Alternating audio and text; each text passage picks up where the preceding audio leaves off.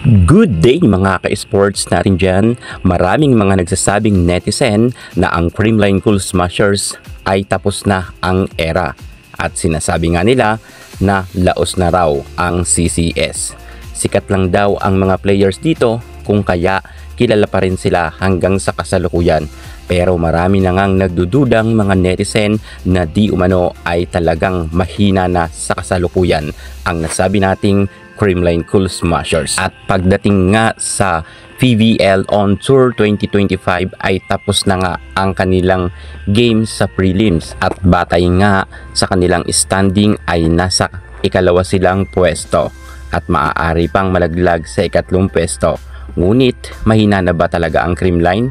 Patutunayan ko sa inyo na mali ang mga kritiko ng CCS. Malakas pa rin ang Creamline. Panoorin nyo ang ating vlog hanggang sa dulo. Pero bago ang lahat, subscribe ka muna. Click ang ating notification bell para lagi kang updated sa lahat ng issues sa volleyball. Susunod na.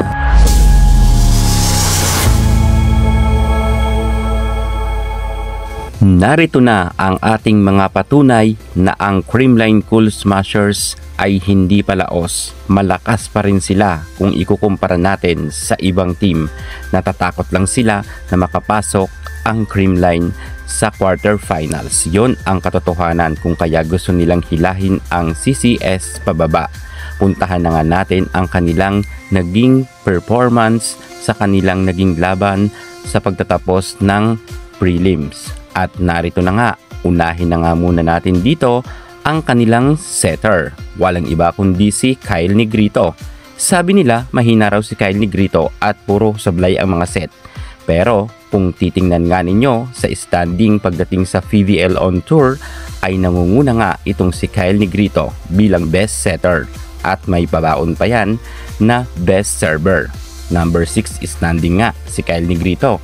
So, ibig sabihin, malakas ang Creamline dahil number 1 setter nga itong si Kyle Negrito at number 6 best server pa. Kung kaya mali ang mga kritiko ng Creamline na sinasabi na mahina na si Kyle Negrito. Samantalang pagdating kay Queen Gemma Galanza ay rank number 7 nga siya bilang best scorer at rank number 8 naman siya pagdating sa best server. So, ibig sabihin, kahit nga binabash nila si Gemma at sinasabi raw na puro error ang nakukumit nito, malakas pa rin si Gemma dahil kasama pa nga siya sa standing. Partida yan na, hindi pa niyan masyado maganda ang nilaro ni Gemma pero hindi nga siya nawawala bilang best scorer at best server. At pagdating naman sa ating beautiful Michelle Gumabaw, nasa rank number 2 naman siya bilang best scorer. So ibig sabihin malaki talaga ang naiaambag na puntos ni Michelle Gumabaw. Sobrang taas rin ng kanyang standing. Number 2 nga siya bilang best scorers. Kung kaya ano ang sinasabi nila at inaangal nila na sinasabing mahina raw ang CCS. Kitang-kita naman na malakas ang kanilang outside spiker at opposite hitter. At pagdating naman sa middle blocker, hindi nagpahuli itong si Pangs Panaga kung saan nasa rank number 2 nga siya bilang best blocker. So talagang malakas pa rin ang Creamline kahit nga sa middle attacker nila, middle blocker ay umaariba pa rin ang angkin kagalingan. Masyado lang talagang mapagpuna ang mga kritiko ng Creamline. Lalo na pagdating sa ating nag-iisang Phenom superstar Alyssa Valdez kung saan madalas pa nga silang mag-post na magretiro na raw ang nasabi nating si Valdez.